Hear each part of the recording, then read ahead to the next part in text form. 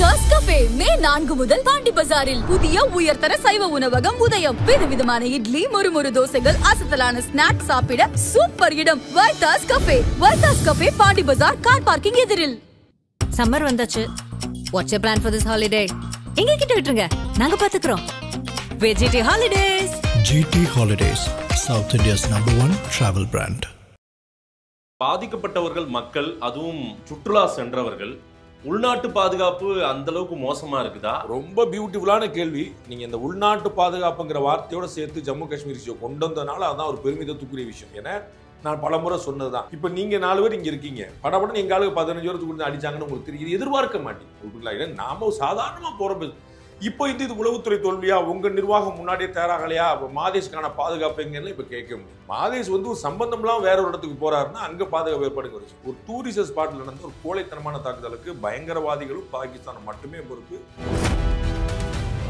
அங்க துப்பாக்கி வச்சு சுத்திட்டு இருக்கான்னு நமக்கு என்ன தெரியுமா, இல்ல வேற ஏதாவது பிரச்சனை? ஜம்மு காஷ்மீர் எல்லையில இன்னமும் துப்பாக்கி சுத்தி கொண்டிருக்கிறார்கள். அதை நம்ம கண்மூடிட்டு உட்கார்ந்து பார்டருக்கு எதுக்கு 200 கிலோமீட்டர் டிஸ்டன்ஸ் சார்? 200 கிலோமீட்டர் வந்து நீங்க மதுரைக்கும் திருச்சிக்கும் பாத்தீங்கன்னா 200 கிலோமீட்டர் நல்ல விஷயம், அது வேற கணக்கு. ஆனா நீங்க வந்து ஜம்மு காஷ்மீர் எல்லைக்கும் POKல இருக்கக்கும் நீ பார்க்கும்போது 200 கிலோமீட்டருக்கு பிரிவு வச்சிருக்காங்க. ஏன்னா அதெல்லாம் அந்த அடர் காடு. ஓய்வுபெற்ற ராணுவ கர்னல் வந்து அப்படியே பேசிட்டு போவாங்க. எவ்வளவு பேர் இருக்கிறாங்க ராணுவத்துல, துரோகிகளே இருக்கிறாங்க. ஒட்டுமொத்த ராணுவத்தை சொல்லுவீங்களா? நீ பார்த்தது இல்லையா? பாதுகாப்பு வீரர் வந்து கைகளை வச்சுக்கினாரு, பாகிஸ்தானுக்கு வந்து உளவுத்துறை. நான் என்ன செய்வீங்க? அவரை எல்லா இடத்துலயும் 4 புல்லூர் இருக்குதானே சார் செய்யும். அதுக்கு என்ன செய்ய முடியும்? நான் பக்ஷிய குறை சொல்ல, அவர் சொன்னாருங்கிறதுக்கு என்ன, அது சொன்னாருன்னு சொல்லி இருக்கட்டும். நான் டேட்டா பேசுறேன், நான் சொல்லி பப்ளிக் டொமைன்ல இருந்து பேசுறேன். சம்பவம் நடந்து 48 மணி நேரத்திற்குள் அந்த இடத்துக்கு ஸ்பாட்டுக்கு பிரதமர் போயிருக்க வேண்டியது தானே? ஏன் பிரதமர் போலன்னு திமுக MP வில்சன் சொல்றாரு. அதே போல மேற்கு வங்கனுடைய MP மகுவா அவங்க கூட வந்து கேள்வி எழுப்புறாங்க. பிரதமர் ஸ்பாட்டுக்கு போகாம பீகார் தேர்தல் பிரச்சாரத்துக்கு போயிட்டு அவர் வந்து எல்லா நாளும் ராணுவ தளபதிகளோட தான், ராணுவ வீரர்களோட தான் வந்து தீபாவளி கொண்டாடிட்டு இருக்காரு. இந்த 11 வருஷம் 10 வருஷமா 2014 இருந்து 2024 வரைக்கும் அடுத்துமே ராணுவ எல்லைகள்ல தான் தீபாவளி கொண்டாடி. அவர் வந்து அங்க போறக்கு அஞ்சுறவர் கிடையாது. அப்ப எல்லாருக்குமே தெரியும் தீபாவளி அவர் தான் அங்க வருவார். புரியுங்களா உங்களுக்கு? அவர் வீட்டுல உட்காந்து பொண்டாட்டிக்குள்ள உட்காந்துருக்கலாம். அவர் வந்து தீபாவளிக்கு தீபாவளி ஆண்டுதோறும் நான் ஸ்டாப்பா 10 வருஷமா ராணுவ எல்லையில வீரரோட தான் ஸ்பெண்ட் பண்ணிருக்காரு. பாதுகாப்பு ஆலோசகரா அஜித் தோவலை வச்சுட்டு இருக்கிறதுனால நமக்கு உண்மையாவே பாதுகாப்பு சரியான ஒரு நிலையில இருக்குதுன்னு நீங்க அதை பதில் சொல்ற இடத்துல நான் இல்ல. ரஷ்ய அதிபர் புட்டின் போய் நீங்க கேட்டீங்கன்னா அவர் சொல்லுவார் உங்களுக்கு, எனக்கு எப்படியாவது அவருடைய தனி ஆடியன்ஸ் வாங்கி கொடுன்னு பேசினாரு நரேந்திர மோடி. ரஷ்ய அதிபர் புட்டின் எனக்கு தோவல் அனுப்பிவிடு, I want to talk to. 2 பேரும் தனியா பேசின போட்டோ வீடியோ அவர் கேட்டது இவர் அனுப்புனது எல்லாமே நான் காட்டுறேன். முஸ்லீம் இல்லைன்னா நான் சுடுவேன் அப்படின்னு சுட்டிருக்காங்க. ஆனால் அங்கு நிறைய பேரை காப்பாற்றியவர்களே அங்கிருந்த காஷ்மீர் முஸ்லீம். யார் இல்லைன்னு சொன்னா அதையும் கொண்டு போய் சேர்க்கணும் இல்ல? ஆமா, யார் சேர்க்கல? பிரதமர் நரேந்திர மோடி என்ன சொல்லிருக்காரு போய் பாருங்க. தெரியுமா உங்களுக்கு? இந்த நாட்டுடைய முதலமைச்சர் போய் நின்றுருக்காரு. அந்த சையது வீர திருமகன் சையது வந்து உயிர் கொடுத்திருக்கான், அவனுக்கா போய் நின்றுருக்காரு. அவர் வந்து மத்தவங்களுக்கு 26 பேர் போய் நிக்கல. அந்த இறந்து போன ஒரு முஸ்லீம் தான் இருக்காரு. அதுல வீர யார் மறுக்கிறா? ஆதன் தமிழர்களுக்கு வணக்கம். பல்வேறு துறைகளில் ஆக சிறந்த ஆளுமைகளை சந்தித்து நாம் நேர்காணல் எடுத்து வருகிறோம். அந்த வகையில் மீண்டும் நம்மோடு இணைந்திருக்கிறார் மூத்த பத்திரிகையாளர் திரு ரங்கராஜ் பாண்டே அவர்கள். அவரிடம் கேட்பதற்கு நிறைய இருக்கின்ற வாருங்கள், அவரிடமே கேட்போம். வணக்கம் பாண்டே சார். எப்படி இருக்கீங்க?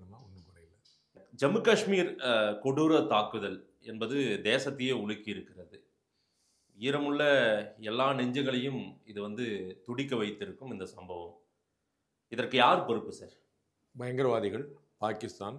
அரசாங்கம் இதற்கு பொறுப்பேற்கணும் இல்லை? அரசாங்கத்துக்கு தார்மீக பொறுப்பு கொடுக்கணும், அது எந்த சந்தேகமும் இல்லை. ஆனால் அரசாங்கம் பொறுப்புன்னு சொல்றதை விட பயங்கரவாதி, இப்போ வந்து ஒரு இராணுவத்தில் ஒரு நாடு தோல்வி அடைஞ்சது அப்படின்னா அது வந்து கட்டாயமாக அரசு மட்டும்தான் நேரடி பொறுப்பு, அதில் எதுவும் குழப்பம் இல்லை. பயங்கரவாதிகள் மாதிரியான தாக்குதல், அது வந்து அவங்களும் வந்து இந்த கொரில்லா அட்டாக்கு, அதுவும் சிவிலியன்ட்டு அப்படிங்கும்போது அது உலகின் எந்த நாடும் காப்பாற்ற முடியாது. இப்போ அமெரிக்கா வந்து பாதுகாப்பு நிறைந்த ஒரு நாடு நம்ம வந்து சொல்லலாம், நோ டவுட். அங்கே ட்வின் டவர் தூக்கப்பட்டது. ஆமாம், அப்போ யோசிப்பாங்க. இஸ்ரேல் வந்து சுத்தி எதிரி நாடுகள், ஆனால் அவங்க வந்து நாடே உருவாக்கி நின்று அடித்து விளையாண்டுக்கிட்டு இருக்கிறாங்க. ஆனால் அவங்களுக்கு வந்து கடந்த விடுமுறை காலத்தில் 2-3 வருஷத்துக்கு முன்னாடி வந்து துண்டா தூக்கிட்டு போய் அடிச்சுட்டு போய் ஆயிரக்கணக்கானவை இறந்தாங்க, சிவிலியன்ஸ். அதை உங்களால் ஒன்றுவே முடியாது. இப்போ இஸ்ரேல் ராணுவ நிலைகள் மீது பாலஸ்தீனில் ஒரு தாக்குதல்னா அதை வந்து இவங்க ஏன் ஸ்மெல் பண்ணலன்னு நம்ம வந்து கட்டாயம். உளவுத்துறை தோல்வி, உள்துறை தோல்வி, அமித்ஷா ராஜினாமா, பிரதமர் மோடி தூங்குகிறாரா, 56 இன்ச்சு மார்பு எங்கே, அதெல்லாம் நம்ம கேட்கலாம். இது கோழைத்தனமான தாக்குதல். நான் தான் சொல்றேன். தாக்குதல் நடத்தின யாராவது ஒருத்தர் வந்து நீங்க சொன்னீங்க ஈரமுள்ள நெஞ்செல்லாம் கொலை எடுக்கணும், வீரமுள்ள யாராவது விஷயம்னு சொல்லியிருக்காங்களா? இதை அது அப்படி யோசிச்சு பாருங்க. எல்லாருமே ஏன் அண்ணன் ஜவாஹிருல்லால இருந்து திருமாவளவன்ல இருந்து ஓவைசில இருந்து எல்லாரும் கோழைத்தனமான தாக்குதல் வார்த்தை பயன்படுத்துறாங்க. ஏன் சிவிலியன் அது ஒண்ணு. இப்ப நீங்க 4 பேர் இங்க இருக்கீங்க, படப்படன்னு எங்க ஆளுக்கு 15 வருஷத்துக்கு கொடுத்து அடிச்சாங்கன்னு உங்களுக்கு தெரியும். எதிர்பார்க்க மாட்டீங்க உங்களுக்கு. நாம சாதாரணமா போற இப்போ இது உளவுத்துறை தோல்வியா, உங்க நிர்வாகம் முன்னாடியே தயாராகலையா, மாதேஷ்கான பாதுகாப்பு எங்கன்னு இப்ப கேட்க முடியும். மாதேஷ் வந்து ஒரு சம்பந்தம்லாம் வேற ஒரு இடத்துக்கு போறாருன்னா அங்க பாதுகாப்பு ஏற்பாடுங்க வச்சு ஒரு டூரிஸ்ட் ஸ்பாட்ல நடந்த ஒரு கோழைத்தனமான தாக்குதலுக்கு பயங்கரவாதிகளும் பாகிஸ்தானும் மட்டுமே பொறுப்பு. மற்றவர்கள் தார்மீக கடமை நம்ம சொல்லலாம். அவங்க வந்து தன்னுடைய கடமை சரியா செய்யறாங்கிற நம்பிக்கை இருக்கு. பாதிக்கப்பட்டவர்கள் மக்கள், அதுவும் சுற்றுலா சென்றவர்கள், உள்நாட்டு பாதுகாப்பு அந்த அளவுக்கு மோசமா இருக்குதா? ரொம்ப பியூட்டிஃபுல்லான கேள்வி. நீங்க இந்த உள்நாட்டு பாதுகாப்புங்கிற வார்த்தையோட சேர்த்து ஜம்மு காஷ்மீர் விஷயம் கொண்டு வந்ததுனால அதான் ஒரு பெருமிதத்துக்குரிய விஷயம். ஏன்னா நான் பலமுறை சொன்னதுதான், நீங்க ஏற்காடுலயோ ஏலகிரிலையோ கொடைக்கானல்லையோ ஊட்டிலையோ நம்ம அந்த மாதிரி கேட்டதில்ல. பாதுகாப்பு எங்கே அப்படின்னு கேட்டதில்ல. ஒரு துப்பாக்கி சூடு நடந்ததில்ல, நம்ம பார்த்ததில்ல. அதே மாதிரி தான் ஜம்மு காஷ்மீர் இருக்கணும் அப்படிங்கிற உங்களுடைய ஆதங்கம் புரியுது. 2019 பிறகு அதெல்லாம் நடந்துட்டே வருது, இன்னமும் நடக்கும். இது போல விஷயம் இனிமேல் நடக்காம இருக்கிறதுக்கான எல்லா ஏற்பாடும் நடக்கும். அது ரொம்ப சரியான விஷயத்தை நீங்க சொன்னீங்க. உள்நாட்டு பாதுகாப்பு அப்படி இருக்கக்கூடாது. வடகிழக்கு மாநிலங்கள் அங்கிருந்து வெளியே வந்துருச்சு, ஜம்மு காஷ்மீர் அங்கிருந்து வெளியே வரும். இந்தியாவில் இருக்கக்கூடிய எந்த ஒரு மாநிலத்தையும் போல ஜம்மு காஷ்மீரும் இருக்கும். கண்முடா பார்க்க போறீங்க. அதற்கு ஒரு நல்ல விதமான ஒரு ஆரம்ப கட்டம்னு இந்த துயரமான சம்பவத்தை சொல்லலாம். இல்ல சார், ஜம்மு காஷ்மீர் ஒரு சொர்க்க பூமியா மாத்திட்டோம், இனிமேல் யார் வேணாலும் அங்க இடம் வாங்கலாம், எல்லாரும் சுற்றுலா பயணிகள் அங்க போலாம் அப்படின்னு எல்லாம் சொல்லியிருந்தது. இன்னமும் உண்மைதான். ஒரு சின்ன செட்பேக், ஒரு தற்காலிக பின்னடைவு. அதை வந்து ரொம்ப பிரமாதமா அந்த பின்னடைவு நம்ம வந்து கப்பல் கட்டமைக்கப்பட்டிருக்கு. அந்த கட்டமைக்கப்பட்ட கப்பல் வந்து ஒரு பயங்கரவாதிகள் வந்து கடத்தனவங்க மீட்கப்பட்டிருக்கு. மீட்கப்பட்ட போது சில ஓட்டைகள் இருக்கு. அந்த ஓட்டைகள் அடைச்சிருவாங்க. நம்ம வந்து பெரிய அளவுக்கு பயங்கரவாதிகளோட ஆதிக்கம் இருந்த இடத்துல இருந்து 10 அடிக்கு ஒரு ராணுவமும் ஒரு சிஆர்பிஎஃப்பும் ஒரு துணை ராணுவ படையும் ஒரு காவல்துறையும் இருந்த இடத்துல இருந்து பப்ளிக் எல்லாமே சேர்ந்து கல்லறிப்பாங்க அப்படிங்கிற இடத்துல இருந்து எவ்வளவோ மீண்டு வந்தாச்சு. நீங்க டேட்டா எடுத்து பார்த்துங்க. நாங்கள் சாணக்கியால போட்டுருக்கோம், என்ன கொடுக்குறேன், நீங்க அதை எடுத்து போட்டுக்கங்க. 2019க்கு முன்னாடி 2019க்கு பின்னாடி இவ்வளவு கதை பேசும். தாக்குதல்கள், பப்ளிக் பலி எண்ணிக்கை, ராணுவ வீரர்கள் பலி எண்ணிக்கை, தீவிரவாதிகள் பலி எண்ணிக்கை, இதுல தீவிரவாதி பலி எண்ணிக்கையை தவிர மற்ற எல்லாமே குறைஞ்சிருக்கு. நீங்க கூட பாப்பீங்க. அதான் புள்ளி வரும். நம்ம இல்ல சுதந்திரமா இனி நடமாடலாம்னு நம்ம சொன்னோம். இன்னமுமே பாதுகாப்பற்ற நிலையில தான் இருக்குது. இன்னும் கொஞ்சம் கொஞ்சமா நம்ம மாத்திக்கிட்டே இல்ல. ரொம்ப தெளிவா சென்ட்ரல் கவர்மெண்ட் வந்து ஒரு விளக்கம் கொடுத்திருக்குது. அந்த சம்பந்தப்பட்டிருக்கக்கூடிய பெஹல்காம் பகுதியில இப்போ டூரிஸ்ட்டுக்கு நாங்கள் அனுமதி கொடுக்கல, லோக்கல் அட்மினிஸ்ட்ரேஷன் கொடுத்துருக்காங்க. என்ன இன்னைக்கு அது வந்து ஒரு மாநிலமாக யூனியன் பிரதேசமாக இருக்குது, அங்கே தேர்ந்தெடுக்கப்பட்ட அரசாங்கம் இருக்குது. அவங்க வந்து இந்த புது ஃப்ரீடத்தை என்ஜாய் பண்ணுறதுனால அவங்க லோக்கல் டிசிஷனை எடுக்கிறாங்க. எங்கள்கிட்ட கன்சல்ட் பண்ணி நாங்கள் அதை கொடுக்கல, எங்கள்கிட்ட வந்து என்ஓசி இல்லை, அதை நீங்கள் கிளியர் பண்ணிக்கங்க, இருந்தாலும் பரவாயில்ல, நம்ம வந்து வில் ஹேண்டில் தான் சொல்லியிருக்காங்க. ஸோ நம்ம வந்து ராணுவ வீரர்கள் ஏன் இல்லைன்னு பல பேர் கேள்வி எழுப்புறாங்க.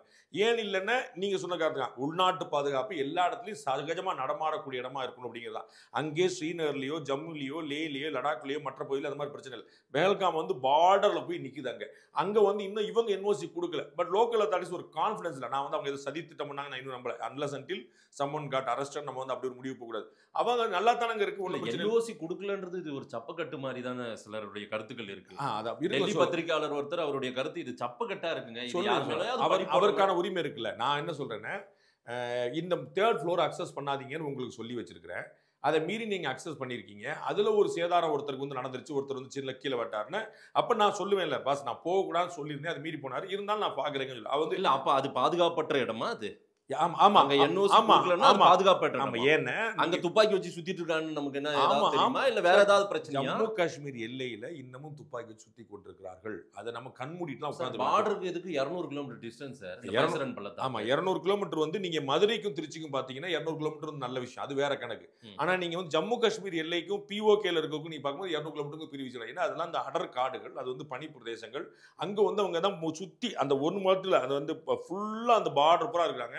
நீங்க இந்த தாக்குதல் நடந்த 22ஆம் தேதியிலிருந்து நீங்க பாத்தீங்கன்னா வேற இடங்கள்ல தாக்குதல் நடந்துகிட்டு இருந்துச்சு. ஸோ பெஹல்காம் பயங்கரவாதி நம்ம பிடிக்கல, ஆனா அதே இடத்துல அதே நாட்கள்ல வேற இடத்துல பயங்கர பிடிச்சிருக்கும். ஸோ அவன் வந்து பயங்கரவாதிக்கு பெஹல்காமுக்குள்ள என்ட்ரி ஆகல, அவன் எல்லா பக்கமும் என்ட்ரி ஆகிட்டே இருக்கிறான்.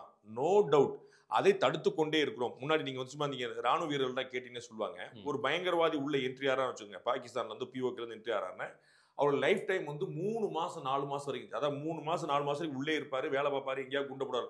இப்போ வந்து அதெல்லாம் 48 hours கூட கிடையாது. அவ்வளவு தூரம் குறைச்சி உள்ள வந்தானே செத்தான், அப்படிதான் வச்சிருக்கோம். ஆனாலும் வந்துட்டே இருக்கான். No doubt. நமக்கு முன்னாடி என்ன நிலைமை இருந்துச்சு, ஜம்மு காஷ்மீர்ல இருந்தே ஏகப்பட்ட பயங்கரவாதிகள் உருவாக்கிட்டு இருந்தாங்க. இப்பயுமே இதுல கூடிய ஆதில் அப்படிங்கிற ஒரு பையன் வந்து 2018 போனாங்க. 2019 பிறகு நிலைமை மாறிடுச்சுங்க. 2018 போனா ட்ரைனிங் எடுத்து 2024 உள்ள வந்திருக்கான். இப்போ அவன் அந்த வேலையை பண்ணிட்டு இருக்கான். அவரை பிடிச்சிருவாங்கிறது செப்பரேட் கணக்கு. ஆனா 2019 பிறகு அங்கு உள்ள குடிமக்களே அதை அனுபவிக்கிறாங்க. நீங்க சிம்பிள் உதாரணம் பார்த்திருப்பீங்க. உமர் அப்துல்லா சீஃப் மினிஸ்டர், அவராது ஆட்சியில் இருக்காருங்கிறக்கா கடமைக்காக சொல்லணும்னு நீங்க ஒரு பேச்சு வச்சுங்க. எதிர்க்கட்சி தலைவராக இருக்கக்கூடிய மெஹபூபா முஃப்தி அவங்க வந்து ஜம்மு காஷ்மீருக்கு அவமானம் கண்டாங்க. பிரிவினைவாதம் பேசக்கூடிய ஹுரியத் அவர்கள் வந்து நாங்கள் காஷ்மீர் பீப்புள் நாங்கள் இந்தியாவோட நிற்கிறது ஏற்க முடியாதுன்னு சொல்லியிருக்காங்க. இஸ்லாமியர்களுக்கு ஒரு குறைன்னா முதல் குரல் கொடுக்கக்கூடிய ஓவைசி இது எங்களுக்கு அவமானம்னு கருப்பு பட்டை போறார். அப்ப இது என்ன புரிஞ்சுக்கிறீங்க? 2019 பிறகு நிலைமை மாறி என்ன? முன்னாடி பாதி பேர் செப்பரேட்டிசத்துக்கும் பாகிஸ்தானுக்கும் ஜம்மு காஷ்மீருடைய தனிநாடு கோரிக்கைக்கும் குரல் கொடுக்கிறவங்க இருந்தாங்க. அதே ஜம்மு காஷ்மீர்லயும் இந்தியாவில் பலருமே. இப்போ ஒருத்தர் கூட இல்லை. இதுதான் அந்த நீங்க சொன்னீங்க பார்த்தீங்களா, உள்நாட்டு பாதுகாப்பு, அங்க ராணுவ வீரர்கள் இல்லையா, அப்படி இதுக்கெல்லாம் பதில் அங்கதான் இருக்கு. நிலைமை ரொம்ப மாறிடுச்சு. அவங்க எல்லாருமே இன்டெகிரல் பார்ட் ஆஃப் இந்தியா அப்படிங்கிறதுல கன்வின்ஸ் ஆயிட்டாங்க. அதனால தான் உங்களுக்கு சேப்பாக்கம் திருவள்ளிக்கேணியில் எவ்வளவு வாக்குப்பதிவு நடந்திருக்குதோ அது ஒட்டுமொத்த ஜம்மு காஷ்மீரில் நடந்திருக்கு. 60% கிட்ட நெருக்கி வாக்களிச்சிருக்காங்கன்னு. அங்க எவ்வளவு அமைதி மக்கள் இந்தியாவோடு மனசார இணைஞ்சிருக்காங்க. முன்னாடி எல்லைப்பகுதி பார்டரால் இணைஞ்சிருந்தாங்க, இன்னைக்கு மக்கள் மனசார இணைஞ்சிருக்காங்க. அதனால தான் ராணுவ வீரர்கள் குறைப்பே நடந்தது. இல்ல, ராணுவ வீரர்கள் குறைப்பு நடந்தது வேறு சில காரணங்களையும் சொல்றாங்க. ஓய்வு பெற்ற ராணுவ அதிகாரி பக்ஷி அவர்கள் சொல்லக்கூடியது வந்து ஒரு 3 வருஷமாவே ராணுவத்துக்கு ஆள் எடுக்கிறது இல்ல, இருந்த ஆட்களையும் வந்து அதாவது சம்பளம் காரணம் காட்டி இதை வந்து நிறுத்திடுறாங்க. பணத்தை குறைக்கணுன்ற வேலையிலேயே இதை வந்து தீவிரம் காட்டி இந்த மாதிரி வந்து நம்ம குறைபாடு ஏற்பட்டு இன்னைக்கு பாருங்க எவ்வளவு பெரிய நிலைமையில நம்ம தள்ளாடப்பட்டிருக்கோம். இதுக்கு வந்து அவர் சொன்னது உண்மையா பொய்யாங்கிறதுக்கு ஒரு புள்ளி வரும் உதவும். 2019 முன்னாடி அதே பக்ஷிட்ட உங்கள்ட்ட நீ பேச முடிஞ்சா இல்லாட்டி அவர் டிவியில் எங்கேயா பேசிட்டு இருப்பாரு, அங்கே உட்காந்து பார்த்தீங்கன்னா உங்களுக்கு தெரிஞ்சிடும். அவர்கிட்ட நீங்க ஒரு கேள்வி எழுப்பி 2019 முன்னாடி ஒரு 4-5 வருஷம் எவ்வளவு தாக்கல் நடந்துச்சு, 2019 பிறகு 4-5 வருஷம் எவ்வளவு. இப்போ வந்து ஸ்ரீலங்கால தமிழக மீனவர்களுக்கு பிரச்சனை இருக்குதான்னு ஆமா, அதுல மாட்டுக்கு தமிழகம் நல்லா போயிட்டு வராங்களே போய் சொல்ல முடியாது, பிரச்சனை இருக்கு. ஆனால் முன்னாடி என்ன நினைச்சு அதுதான் நீங்க ஒப்பீடுங்கிற பார்க்கணும். புரியல, நீங்க வந்து 48 மார்க் வாங்கியிருக்கீங்க, கம்மியான கம்மி. முன்னாடி எவ்வளவு வாங்கிட்டு இருந்தீங்க? 10 மார்க் வாங்கிட்டு இருந்தீங்க. இப்ப 48ங்கிறது அது பயங்கர டெவலப்மெண்ட். அப்படி புரிஞ்சுக்கணும். முன்னாடி 600 மீனவர்கள் கொல்லப்பட்டிருக்காங்க 2014க்கு முன்னாடி வரைக்கும். அதுக்கப்புறம் எத்தனை மீனவர்கள் சொல்லுங்க சார்? நம்ம ஸ்டாட்டிஸ்டிக்ஸ் சொல்லுங்களேன் சார், சொல்லுங்களேன் சொல்லுங்களேன். ஒருத்தர் கூட இல்ல. ஒருத்தர் சரிங்களா? ஒருத்தர் வந்து 2014 to 2025 ஒருத்தர் கொல்லப்பட்டிருக்காரு. இந்த 600 பேர் கொல்லப்பட்டது நமக்கு தேவையில்லை சார், டேட்டாவே தேவையில்லை. ஆமா, என்ன டேட்டா வந்தா உண்மை வந்து ஏன் ஆட்குறைப்பு? அதான் சொல்ல நான் 3 வருஷமா ஆட்களை அதான் நான் சொல்றேன். ராணுவத்துக்கு ஆள் எடுக்கல, ராணுவத்துக்கு ஆள் எடுத்துக்கிட்டே இருக்கும், நிதி ஒதுக்கீடு கூட்டிட்டே இருக்கு, பட்ஜெட் பாத்துங்க. நேஷனல் மீடியால உட்கார்ந்து பேசுறாரு சார் அவரு. நேஷனல் மீடியா அப்ப நாங்க என்ன மீடியா? நாங்க என்ன அண்டார்டிகா மீடியாவா? நாங்க என்ன மீடியா? அவர் நேஷனல் மீடியா, நாங்க சாணக்கிய என்ன மீடியா, நீங்க என்ன மீடியா? நீங்க தர லோக்கலா?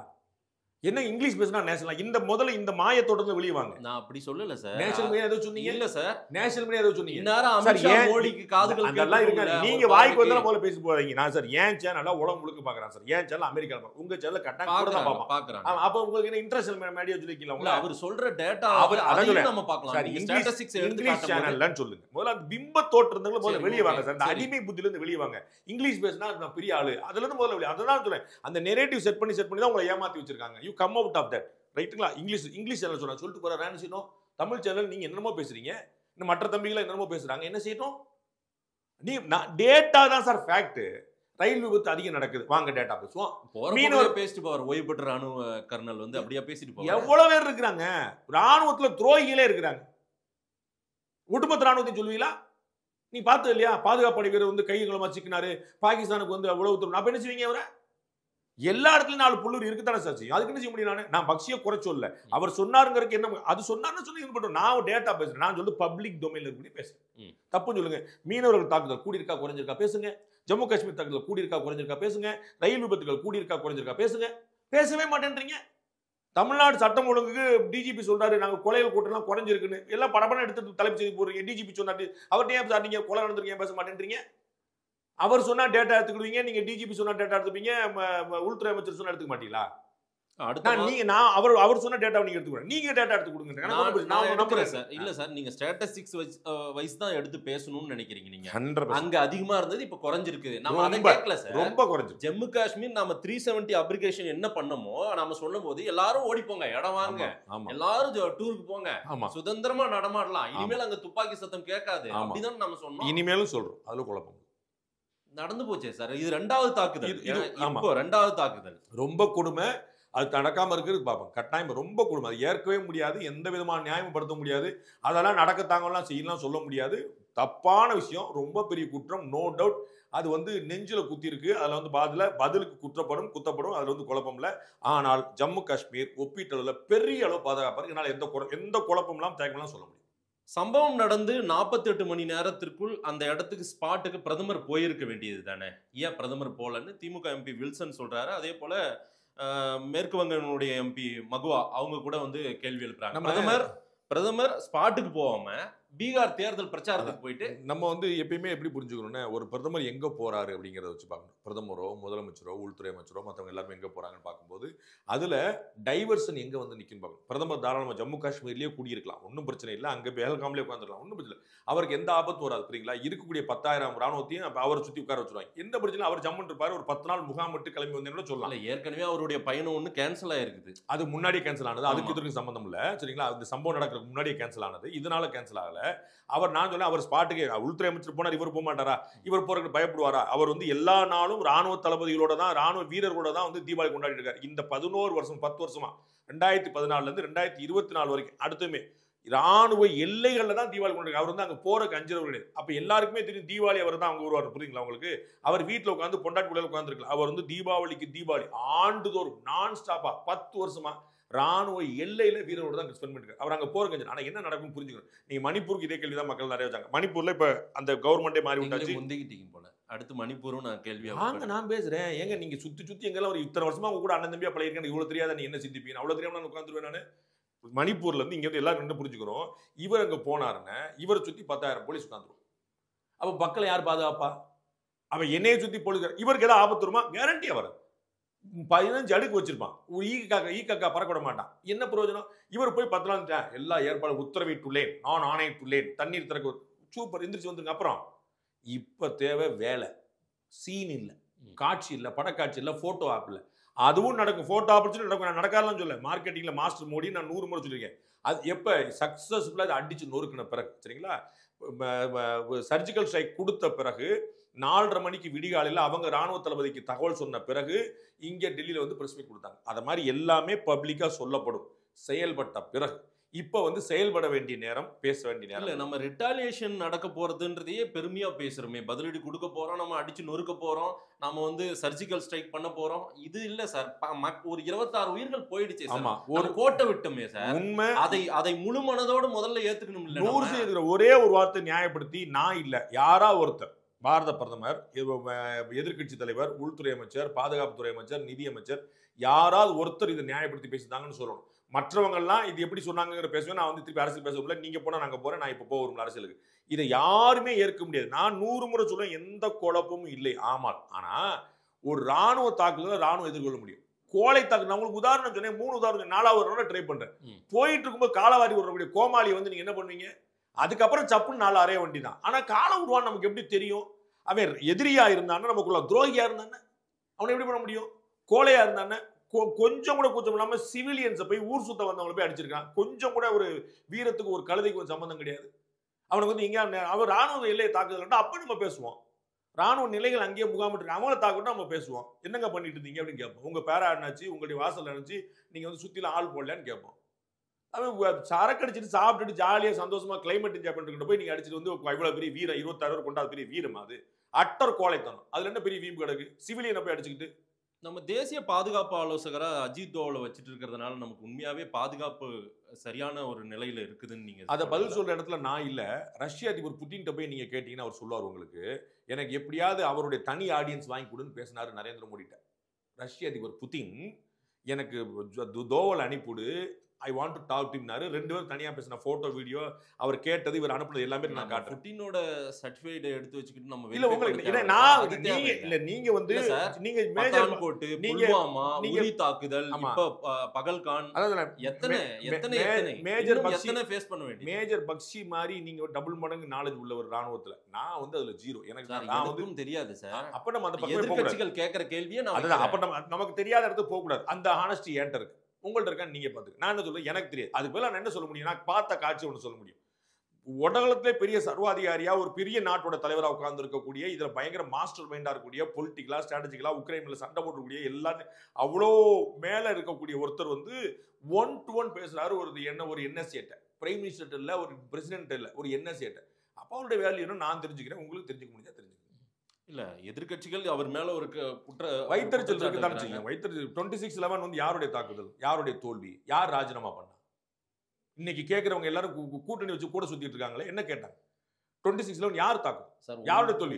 ஊரிலே சொல்ற மாதிரி நடு ரோட்ல வந்து இதுவாது நிறைய தெரியும். ஒரு நிமிஷம் இருங்க. இதுவாது தீவிரவாத தாக்குதல் நடந்தா டிபேட்டே எப்படி இருக்கும்னா, இது வந்து இன்டெலிஜென்ஸ் ஃபெயிலியர், அதே போல செக்யூரிட்டி லேப்ஸ் அப்படின்னு சொல்லி, அதே போல அமைச்சர்கள் பதவி விலக வேண்டும், உள்துறை அமைச்சர் பதவி விலக வேண்டும் என்றெல்லாம் விவாதம் நாம எடுப்போம். ஆமாவா? அப்படி இல்ல, அப்படிதான் எடுக்கணும். இன்னைக்கு மதம் சார்ந்த விவாதங்கள் தான் எடுக்கப்படும். அப்படிதான் எடுக்கணும். 26/11 ஒரு தாக்குதல் நடந்துச்சு மும்பைல. நீங்க கேட்டீங்க, ஜம்மு காஷ்மீர் வந்து அமைதி வழங்குற இடம் இல்லையா, எல்லாரும் ஓடி வாங்க, நிலம் வாங்க, காடு வாங்க, லேண்ட் வாங்கன்னு சொன்னாங்களே, இப்ப போக முடியாது. பாம்பேல என்ன இருந்துச்சு? பாம்பேல யாருடைய ஆட்சி இருந்துச்சு? அப்போ வந்து அண்ணன் சிதம்பரம் என்ன பண்ணாரு, அதுக்கு முன்னாடி இந்த சிவராஜ் என்ன பண்ணாரு? அதான் அவங்க கூப்பிட உட்கார வச்சுட்டோம். என்ன பண்ணீங்க? அவ்வளவுதான், மக்கள் அவங்களை புறக்கணிச்சிட்டாங்க. அதே மாதிரி 2029 பண்ணிக்க. நாங்க கேக்குறது பாதுகாப்பு சார். பாதுகாப்பு தான் இருக்குன்னு. மும்பைல ஜேம்ஸ் பாண்ட் சொல்றோம். மும்பைல இந்தியாவின் பொருளாதார தலைநகர்ல குருவி சொல்ற மாதிரி வந்து அடிச்சு போனா, அதை பத்தி பாதுகாப்பு பேச மாட்டீங்க. ஜம்மு காஷ்மீர்ல பயங்கரவாத உச்சத்துல இருந்த இடத்துல நீங்க மிச்சம் மீறி தான் இருக்குன்னு சொல்லிட்டு இருக்கிறேன். அங்க வந்து பாதுகாப்பு இல்லையே, உள்நாட்டு பாதுகாப்பு என்ன கேக்குறீங்க? Yes, it is a failure, no doubt, we cannot accept, no doubt. அது வந்து எந்த வித நியாயப்படுத்த முடியாது, no doubt. பாம்பேல நடந்தது என்ன, அதை யோசிச்சீங்களா? அக்ஷர்தாம்ல நடந்தது என்ன, அப்படி நடந்துச்சா இங்க? அதை புரிஞ்சுக்கங்க நீங்க. சார், இந்த எதிர்ப்பு முன்னணி, அந்த டிஆர்எஃப்ன்றது லஷ்கர்-இ தொய்பாவுடைய துணை அமைப்பு. இவங்க வந்து இந்த 370 அப்ளிகேஷன் அது நடந்தப்போ அது நடக்கக்கூடாதுன்னு சொல்லி எதிர்த்து உருவான ஒரு அமைப்பு. இதையெல்லாம் கண்காணிக்க வேண்டிய இன்டெலிஜென்ஸ் ஏன் சார் இதை கண்டுக்காம விட்டாங்க? அவங்க ரொம்ப அழகா கண்டிருக்காங்க. அவங்க செயல்பட்டதுனால தான் இன்னைக்கு அந்த அமைதி பூங்காவா அந்த மாநிலம் இருக்குது. பயங்கரவாதிகளை பொறுத்தளவுக்கு 100 தாக்குதல்ல 99 தாக்குதல் ஃபெயிலியர் ஆகி ஒண்ணு சக்சஸ் ஆனா கூட போதும். ஆனா ராணுவத்துக்கும் உளவுத்துறைக்கும் 100க்கு 100 சக்சஸ் பண்ணும். அதுல ஒண்ணு மிஸ் ஆயிடுச்சு. அவங்க 99 சக்சஸ் தான் பண்றாங்க, இன்னும் ஒன்னும் பண்ணணும், அதையும் பண்ணுவோம். பாகிஸ்தான் பிரதமர் வந்து நடுநிலை விசாரணைக்கு நாங்க தயார் அப்படின்னு இப்போ ஒரு ஸ்டேட்மெண்ட்டை சொல்றாரு. எனக்கும் பக்கத்து வீட்டுக்கும் தகராறு, பக்கத்து வீட்டுக்காரன் என் வீட்டுல ஆக்கிரமிப்பு பண்ணியிருக்கான், இங்க நான் வந்து கோர்ட்டுக்கு போக வேண்டிய அவசியம் இல்லை, சவட்டி அடிச்சிட வேண்டியது. இது வந்து எல்லை தகராறு ஆச்சு, கோர்ட்டுக்கு போறேன்னா நான் தாராளமா, அவன் யூஎனுக்கு போனவன் தான். இந்தியா இன்னைக்கு யூஎனுக்கு போனதுல ஜவஹர்லால் நேரு பண்ண வரலாற்று பிழையை தவிர பதில் மட்டும் தான் சொல்லிட்டு இருக்கணும். அவன் போட்டு நமக்கு ஒன்றும் பிரச்சனை கிடையாது, நம்ம அங்கே போறோம்ல. என் வீட்டில் ஆக்கிரமிப்பு பண்ணியிருக்கேன், ஆக்கிரமிப்பு பண்ண முடியல, என் வீட்டில் உள்ள பொண்டு பிள்ளைகள் வந்து அடிச்சு போயிருக்கு, அதுக்கு வந்து நீங்க வந்து கோர்ட்டுக்கிட்டலாம் சொல்லக்கூடாது. சிந்து நதி ஒப்பந்தத்தை நாம நிறுத்துவோம் அப்படின்னா ரத்த ஆறு ஓடும் என்றெல்லாம் ஒரு எக்ஸ் மினிஸ்டர் எல்லாம் அங்க பேசி, அவங்களுக்கு ரத்த ஆறு ஓடுனா இவங்க புத்த ஆடா ஓடும், அவங்களுக்கு ஓடிச்சுன்னா இவங்க கூட நான் இந்தியா ஒரு பலவீனமான நாடு வச்சுக்கோங்க சார். இந்தியாவில் ஒண்ணுமே இல்லை, நீங்க சொன்ன ஜெனரல் பக்சி சொன்ன மாதிரி 10 பைசா பிரோஜனம் இல்லாம வச்சிருக்கோம், அப்படியே வச்சுக்கோங்களேன் சார். நம்ம எல்லாரும் தேசத்தின் பக்கம் தான் சார். அதான் சார் நான் சொல்ல வரேன். பக்சியும் அதுக்காக தான். ஐயோ பாவம், 26 பேர் இறந்து போன துயரத்துல பேசுறாரு. ரொம்ப பேசட்டும் சார், நீங்களும் பேசுங்க சார். எனக்கு நான் வந்து அவன் சண்டை போறதுலாம் நாள் கிடையாது சார். நான் என்ன சொல்ல வரேன், அப்பேற்பட்ட பலவீனமான இந்திய ராணுவம் உட்கார்ந்து இருக்குது. அவங்க வந்து ஒரு 10 பேர் அடிச்சாங்க, பதிலுக்கு நாங்க ஒரு 6 பேர் அடிச்சிட மாட்டோமா? பார்ப்போம் சார், அது இறைவன் இருக்கிறான் பார்த்தோம், அது ஒன்றும் பிரச்சனை. அது நீங்க பாக்குறது அவர் ரத்தாறு ஓடுனா அப்புறம் நாங்க என்ன கையை கட்டி உட்கார்ந்துட்டு இருப்போமா? இது புத்தர் பூமி சொல்லிட்டு இருப்போமா? சீமான் போன்றவர்களும் கருத்து தெரிவிச்சிருக்காங்க. இந்த சிந்து நதி விவகாரத்தை வந்து அப்படியெல்லாம் நாம அந்த ஒப்பந்தத்தை எல்லாம் நிறுத்தக்கூடாது அப்படின்ற ஒரு கருத்தையும். JKLF உடைய அறிவிக்கப்பட்ட பயங்கரவாதியை கூட்டு வச்சுட்டு கூட்டம் நடத்தினவர், நம்ம என்ன எதிர்பார்க்கணும்? இல்ல, அதனால் பல சிக்கல்களை நம்ம ஃபேஸ் பண்ண வேண்டியதுனா அது தேவையில்லை.